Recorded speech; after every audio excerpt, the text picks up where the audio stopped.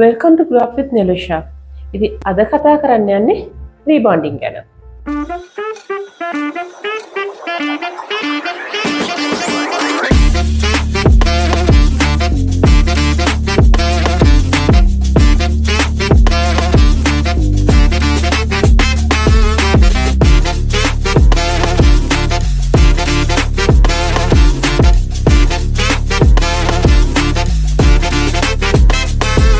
වෙනද වගේම මම අදත් මතක් කරනවා අපිත් එක්ක දිගට රැඳිලා ඉන්න කැමති නම් අපේ channel එක subscribe කරන්න, like කරලා bell icon එක click කරන්න. ඒ වගේම අලුතෙන් ඇවිල්ලා ඉන්න අයට උඩ card එක click කරලා ඔයගලන්ට පුළුවන් අපේ පරණ videos බලන්න. ඒ වගේම තමයි ඔයගලට අමතක වෙච්ච වීඩියෝ තියෙනවා නම් lessons ඔයගලන්ටත් පුළුවන් අපේ පරණ lessons බලලා ඒ මතකයන් ටික අලුත් කරගන්න. ඒ වගේම තමයි විභාගෙම ලියන්න යන ළමයි ඉන්නවා නම් ඔයගලන්ට කලර් ගැන ඉගෙන ගන්න පුළුවන් අපේ පරණ lessons වලින්. ඉතින් අපි යමු අද lesson එකට. ඉතින් අපි අද කතා කරන්න යන්නේ rebonding එක ගැන. දැන් අපි consultation එතකොට ඒකට rebonding එකට පාරිසරිකව අපිට තියෙන දේවල් වලින් වෙන්න තියෙන දේ මේ ගොඩක් දේවල් අපි කතා කරා. ඉතින් මම අද ඔයගලන්ට කියන්නේ අපි products ගැන කතා කරා. මම අද කියන්නේ දැන් ඔයගොල්ලෝ අපි rebonding එකක් පටන් අරගෙන කරනකොට පළවෙනිම දේ අපේ PPE ඒ කියන්නේ personal protective equipments. ඔයා අනිවාර්යෙන්ම gloves ඇඳලා ඉන්න ඕනේ. මොකද මතක තියාගන්න මේ rebonding lotion එක pH අගය 7ට එහා පැත්තේ තියෙනවා. ඒකට alkaline පැත්තේ. ඒකට කෙස් ගහේ ප්‍රතික්‍රියාවක් වෙනවා වගේම ඔයාගේ අතපහේ ගෑවුනොත් හැමෙත් ප්‍රතික්‍රියාවක් සිද්ධ වෙනවා. ඉතින් ඒක නිසා අනිවාර්යෙන්ම gloves අඳින්න ඕනේ. වගේ ඒප්‍රන් එක තියෙන්න ඕනේ. මම ගොඩක් දැකලා තියෙන දෙයක් තමයි විභාග බලන්න යනකොට ගොඩක් කියන්නේ මෙහෙමයි. සමහරක් තැන්වල මම දැකලා තියෙනවා ඒ ආයතනවල තියෙනව නීතිය සපත් දෙක දාගෙන ඇතුළට එන්න බෑ කියලා. හැබැයි මම නම් දන්නේ නැහැ සලෝන් එකක සපත් දෙයක් නැතුව ඇතුළට එන්න සපත්තු ඇතුළට දාන්න එපා කියන නීතියක් නම් මම දැකලා නැහැ. මම කොවිඩ් කාලේ ටිකක් තිබුණා. නමුත් ඊට අමතරව නම් මම දැකලා නැහැ කොහෙවත් සපත්තු දෙක ගලවලා සලෝන් එකක් ඇතුළට එන්න කියනවා.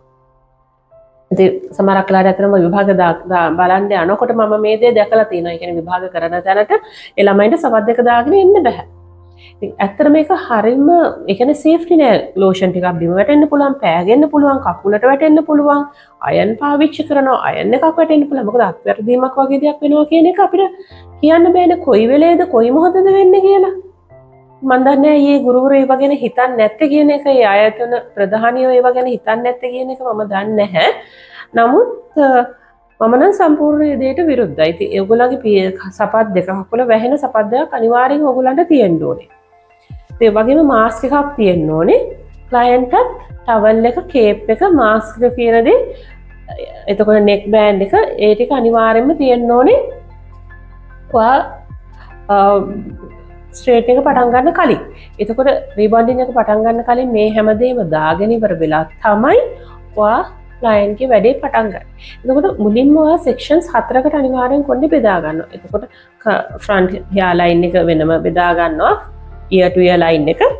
ඒ වගේම බෑක් එක වෙනම තියා ගන්නවා. එතකොට ඔතනදි මතක තියාගන්න අපි ලෝෂන් එකක් ගන්නකොට නේප් ඒරියා එකේ ඉඳන් අපි පටන් අරගත්තම නේප් ඒරියා එකේ තියෙන කොණ්ඩේ පොරොසිටි සමහරක් වෙලාවට වැඩි. ඒ කියන්නේ උරා ගන්න ගත වෙන කාලය වැඩි. ඒතකොට ඔයාට එතනට පුළුවන් හරි අපි කතා කරා වගේ ස්ට්‍රෙන්ත් එක ටිකක් වැඩි ලෝෂන් එකක් එතන ආලේප කරන්න පුළුවන්. නමුත් ඔයා උඩට ගිහිල්ලා টොප් එකට ගිහිල්ලා hair line front hair line එකට එනකොට ඔයාට ඒ ලෝෂන් එක කන්ටිනියු කරන්න බෑ. ඔයා එතකොට ඒ බෑන්ඩ් එකේම ස්ට්‍රෙන්ත් එක අඩු ලෝෂන් එකකට යන්න ඕනේ. මොකද එතන ප්‍රොසෙසින් ඉක්මන්. ඔයාට මේ දෙක බැලන්ස් කරන්න ඔයා ඒ වගේ ලෝෂන්ස් දෙකකට යන්න ඕන. ඔයාට එක ලෝෂන් එකක් තියාගෙනම තනිකරම මේ වැඩේ කරන්න බෑ. තව දෙයක් තමයි සමහරක් වෙලාවට අපි කොණ්ඩේ ෆුල්ම ඩ්‍රයි නොකර ඩෑම්ප් හෙයා වල ආලේප කරනවා. මොකද මෙතන හැමතිස්සෙම මම කියනවා වගේ වතුර බේරෙන නෙමෙයි ඩෑම්ප් හෙයා එකේ. ඩෑම්ප් හෙයා එකේ ආලේප කරනකොට අපිට ගොඩක් වෙලාවට ලෝෂන් එක ගන්නත් හරි පහසුයි. අනෙක එක තමයි අපි දාන එතන තෙතමනේ මොයිස්චර් පොඩි ප්‍රමාණයක් තියෙනවා. එතකොට අපිට ප්‍රොසෙසිං වලදී පොඩි ආරක්ෂාවකුත් තියෙනවා. ඒ වගේ දෙයක් වුණත් ඔයගලන්ට කරන්න පුළුවන්. ඉතින් සමහරක් වෙලාවට ඔයගලගේ ස්පීඩ් එකේ ප්‍රශ්නයක් තියෙනවා නම් එහෙම ඔයාට ඒ වගේ ඩෑම්ප් එයා තියලා ඇප්ලයි කරන්න පුළුවන්. ඒ වගේ අපි ඇප්ලයි කරගෙන යනකොට මතක තියාගන්න ඕගොල්ලන් ඉයර් ගාඩ්ස් අනිවාර්යෙන් ක්ලයන්ට් දාන්න ඕනේ. මොකද හේතුව කන ගෑවුනොත් සමහරක් වෙලාවට ඒ කනේ අර ප්‍රොසෙස් එක ඒ කියන්නේ ප්‍රතික්‍රියාවක් වෙලා ඉදිබෙනවා වගේ දෙයක් වෙන්න ඉඩ තියෙනවා. ඉතින් ඒක නිසා ඔයගොල්ලෝ ඉයර් ගාඩ්ස් අනිවාර්යෙන් පාවිච්චි කරන්න. ඒතකොට සෙක්ෂන් බයි සෙක්ෂන් ඔයගොල්ලෝ ආලේප කරනකොට කවදාවත් 50ක් දාලා හයියෙන් ඇදලා පීරන්න එපා. ස්මූතින් ලෝෂන් එකක් කවදාවත් හයියෙන් ඇදලා පීරන්න එපා. ඔයගලන්ට ඔයගලගේ අතින් තමයි ඔයගොල්ලෝ පල්ලෙහාට කොණ්ඩේ ඇදලා අත් දෙකෙන් ඇදලා පල්ලෙහාට තියන්න ඕනේ. ඉතින් අන්න එහෙම ඔයගොල්ලෝ ස්ට්‍රේට් තියාගන්න පුළුවන්. ගොඩක් කර්ලි හයක් නම් ඔයගලන්ට පුළුවන් ස්ට්‍රේටින් බෝඩ් එක මම මේ තියෙන මේ දාන බෝඩ් එක වගේ මෙන්න මේ බෝඩ් එකක් තියාගන්න පුළුවන්. එතකොට ඒ කර්ල් එකයි ස්ප්‍රින්ග් එක වගේ උඩට යන්නේ නැහැ. ගොඩක් අය කරන්නේ ඒක නවත්තන්න හයියෙන් ඇද ඇද පීරනවා. එතකොට වෙන්නේ ඔයාගේ කොණ්ඩේ කැඩෙනවා. මොකද එතනදි මන්ස් කැඩෙන හින්දා ඔයාගේ කොණ්ඩේ තියෙන ශක්තිය යම් ප්‍රමාණයක් අඩු වෙනවා. ඉතින් ඒක ඔයගොල්ලෝ තව ටිකක් හයියෙන් ඇද්දම ඒක කැඩෙන්න පටන් ගන්නවා. ඒක නිසා ඒ වගේ බෝඩ් එකක් ඔයගලන්ට පාවිච්චි කරන්න පුළුවන්. ඉතින් එතනදී ප්‍රොසෙසින් ටයිම් එක කියන එකදී ඔයා මුලින්ම ගාපු ලෝෂන් එකේ තන සෙක්ෂන් එක ඉක්මනට ප්‍රොසෙස් වෙනවා. ඉතින් සැරෙන් සැර ඒවා චෙක් කරන්න ඕනේ. ඔයා ඇදෙන ප්‍රමාණය ඔයාගේ මුලින්ම ඇදෙන ප්‍රමාණයට වඩා 3 එකක් වැඩිපුර ඇදෙනවා නම් ඔයා අනිවාර්යයෙන්ම බලන්න ඕනේ ඒ සෙක්ෂන්ස් ඉක්මනට ඩයලූට් කරන්න හෝ අපි ඒ වෙනකොට මුළු කොණ්ඩෙම ඔයගලන්ට ප්‍රොසෙස් වෙලා නම් වොෂ් කරන්න පුළුවන්. එහෙම වොෂ් කරාට පස්සේ අපි මු ෂැම්පු මොකද දාන්නේ?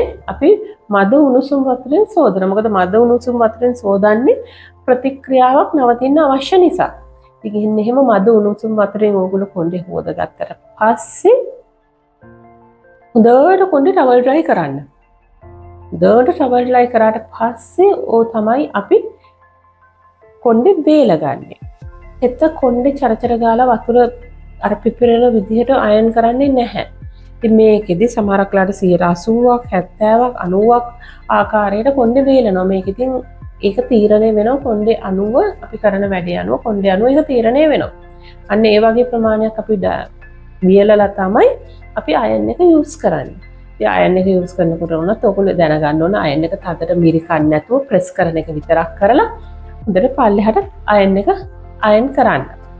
ඉතින් මේ වාර ගන්න එක එක අයන් වල අණුව වෙනස් වෙනවා. සමහරක් අයන්ස් වල 5-6 පාරක් වෙනවා 10 පාරක් වෙනවා. ඉතින් මේ ප්ලේට් එක අණුව අපි ටයිටේනියම් ප්ලේට් එක නම් ගොඩක් හොඳයි. අපි පාවිච්චි කරන්නේ මොකද ටයිටේනියම් එක රත් වෙනකොට එක්ස්පෑන්ඩ් වෙන්නේ නැහැ මෙටල් එක. මෙටල් එකේ තියෙන ගුණාත්මකකම නිසා හොඳ හින්දා ඉතින් ඒක නිසා අපි මේක ඊට පස්සේ අපි අයන් කරගන්නවා.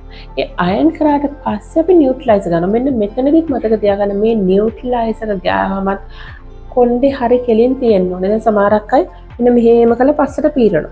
ඒ පීරුවම වෙන්නේ මෙතනින් ඊට පස්සේ කර්ව් එකක් හැදෙනවා.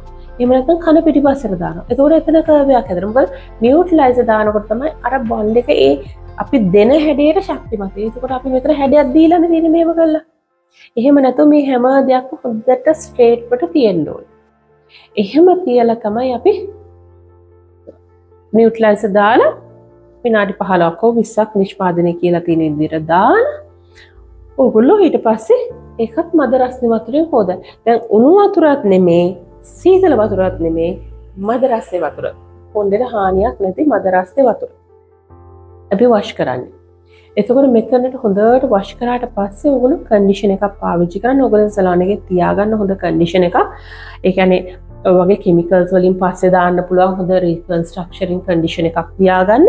ඒකක් හොඳට දාලා විනාඩි 4-5ක් හොඳට කොණ්ඩෙට ඒක හොඳට කියුටිකල්ස් වැහෙන්න කොණ්ඩේ ස්මූත් වෙන්න ටික වෙලාවක් තියෙන්න අරින්න. ඒ තියෙන්න ඇරලා තමයි අපි ආයෙ රින්ස් කරලා කොණ්ඩේ බ්ලෝ ඩ්‍රයි කරන්නේ. ඉතින් සමහරක් අය ඊට පස්සේ තමයි අයන් කරනවා. අයන් කරන්න අවශ්‍ය නැහැ. මොකද ඔයාගේ කොණ්ඩේ හරියට ඒ ප්‍රොසෙස් එක වෙලා නම් එතන අයන් කරත් නොකරත් ඒක හිටිනවා. ඉතින් අර හරියට වෙලා නැත්නම් අපි ඉවරුණාට පස්සේ අයන් කරලා ඒක නිකන් අපි රවට්ට ගැනීමක් වගේ දෙයක් කරන්නේ හිටිනවා. නමුත් ඊළඟ ආයි පස්කේදී ඒක මතුවෙනවා. ඒක නිසා හොඳට මතක තියාගන්න ඕගොල්ලෝ මැද ප්‍රොසෙස් ටික හරි පිළිවෙලට සිද්ධ වෙනවා. ඒ වුණාට පස්සේ ඕගලන්ට ෆයිනල් එකේදී ෆ්‍රී හෑන්ඩ් ඩ්‍රයි කරත් කිසි ප්‍රශ්නයක් නැහැ. ඕගලන්ට ඒ ඕගොල්ලෝ අර කරපු එකේ අවසාන ප්‍රතිඵලය ඒ විදිහට එනවා. ඉතින් මම හිතන්නේ ඔයගලන්ට මේ ප්‍රසීඩිය එක පැහැදිලි වෙන්නේ නැති ඉතින් නොදන්න දෙයක් තිබුණා නම් අද ඉඳලා ඒක හරි ගස්ස ගන්න. ඔයගොල්ලන්ගේ රීබොන්ඩින් වල අපි ඊළඟ දවසේ කතා කරමු ආෆ්ටර් කෙයා ගැන. අපි ඊළඟ සතියේ හම්බෙමු.